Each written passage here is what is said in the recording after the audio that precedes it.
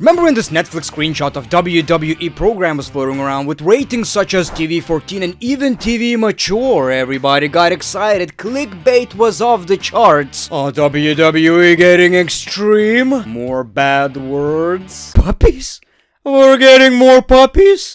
Well, people, while everybody tried to get your hopes up, one certain short man with a pristine forehead kept telling you don't believe everything you see on the internet. That man stood up for your rights and told you enough is enough. Who we thanking today? The Great One. And I was right, none of it is true. Seriously, people, if you honestly believed that WWE could get TV mature, you deserve to get fooled. I'm sorry.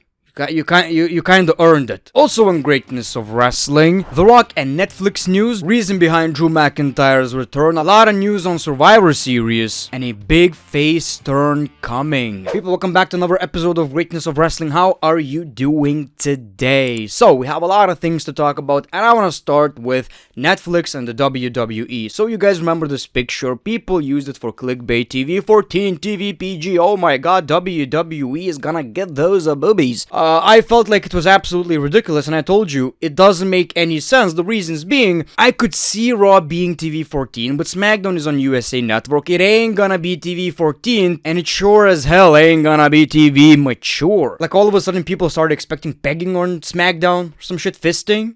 Which makes sense, you know, bring back the fist. You can get extreme, you can get wild if you want to, but I told you it's absolutely ridiculous, and we do actually have some news. So Nick Khan, right, one of the most important people in the WWE, this is what he said. We're not changing the ratings of our programming. There's some online chatter about, oh, it's going to be R-rated for us old folks, X-rated. That's definitely not happening. It's family-friendly, multi-generational, advertiser-friendly programming. It's going to stay that way. Now, people, don't get me wrong, I'm not excited about that shit, but here's the thing.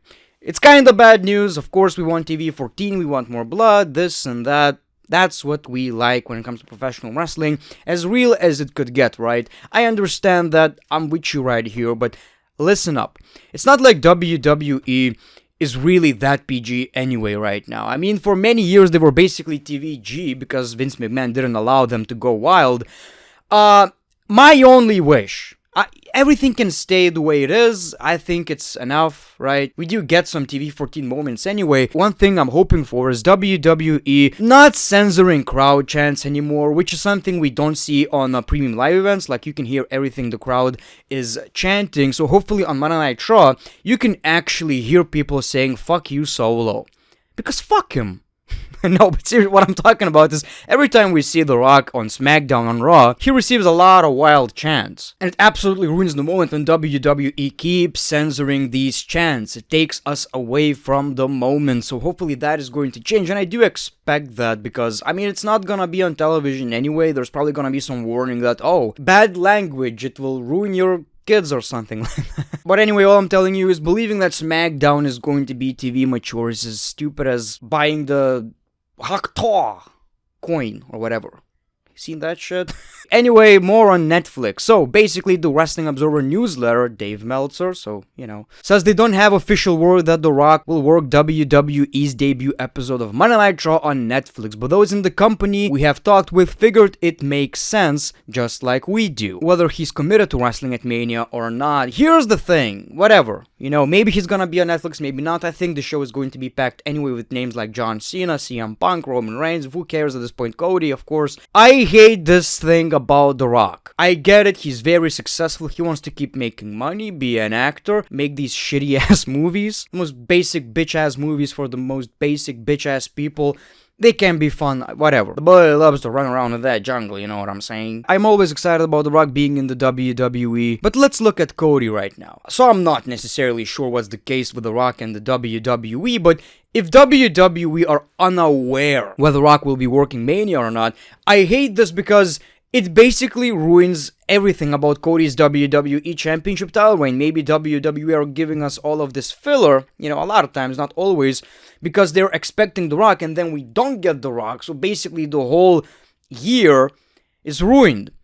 You know, during that time you could build another big storyline. So I'm not sure what's the case with WWE and The Rock, but hopefully it's a bit more clear. people, Drew McIntyre made his return on Monday Night Raw by attacking Sami Zayn. Of course, my speculation, my prediction is he's attacking all the people who help CM Punk, who are friends with CM Punk, obviously all the people who, tagged with him at Survivor Series, and also Wade Barrett potentially, because Wade said some nice things about CM Punk. They already teased this rivalry, and we heard rumors about Wade Barrett coming back, so eventually maybe it's going to get down to Wade versus Drew McIntyre, which is pretty exciting in my opinion. Pro Wrestling Insider says Drew McIntyre's return to WWE television was not expected to be this soon, and there is belief it happened now because of Bronson Reed's injury at Survivor Series. It doesn't necessarily matter why it happened. Obviously, WWE probably needed another big heel on the main roster. Now, when it comes to Bronson Reed, man, this spot was absolutely amazing, and we heard rumors that he broke both ankles, which is wild. Did it for the love of the game, man. Oh my god. But it's believed Reed only injured his right ankle rather than doing damage to both, which was the initial worry. So, thankfully, hopefully,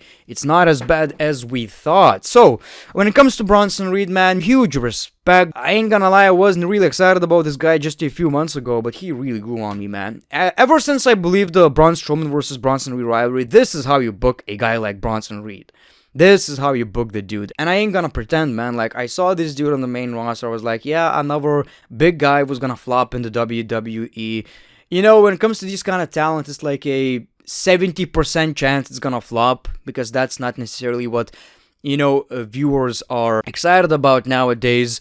But he's an exception, and he's really, really good. He's really, really humble, and did it for the love of the game, man, which, mad respect. Speaking of Survivor Series, we do have some updates. So, one of the best moments of Survivor Series was CM Punk making his entrance and swinging at the Bloodline. That was a pretty cool moment. CM Punk starting a pre-match confrontation with the new Bloodline while they were locked in their cage was an audible on his part, says Wrestling Pursuits. None of that was scripted. Gotta love that, man. An absolute pro making moments on the fly. I wonder how many wrestlers in AEW would have found that problematic. Man, CM Punk keeps proving haters wrong, still going strong. I still log into X, I still see people coping. It's absolutely wild, People are shitting on this dude on the AEW side, and well, this dude is just racking views on social media. Oh man, it must be tough to be a company suck-up. Oh my god. Jacob Fatu missed a moonsault to CM Punk during the War Games match at Survivor Series, and Fightful says he was not planned to sell the leg the way he did, but he is not injured. Another MVP of the match. Man. So, I watched this match and I was like, Jacob is injured. I didn't think about Bronson Reed. But hopefully Jacob is fine. My man is selling that leg injury almost like every month now. Seems like I'm not the only one who noticed that Gunter is acting a bit different lately. For whatever it's worth, Brian Alvarez noted on Wrestling Observer Radio that it appears WWE is planting seeds for a Gunter babyface run. I like how these reports are basically common sense. Right? Because from time to time, Gunter was kinda acting like a babyface, very respectful. He wanted to win on his own against Damian Priest. He got attacked by Finn Balor, who is a heel. People, if you watched Monday Night Raw, you could clearly tell Finn Balor is the bad guy in this scenario, in this rivalry.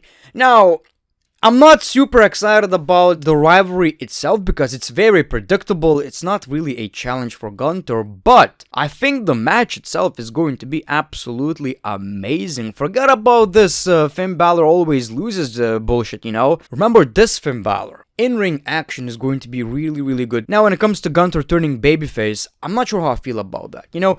Portraying this huge guy with this gimmick, with this music, with this walkout, I think that's gonna be pretty tough. I honestly believe it's gonna be pretty tough, and eventually he's going to turn heel again. Now, I'm not saying it couldn't be successful. I can already kinda imagine how it's going to look like. He's very good at roasting people, much like Drew McIntyre, so he could be a babyface version of that. Now he could switch and tell Goldberg, Bret Hart is my favorite wrestler.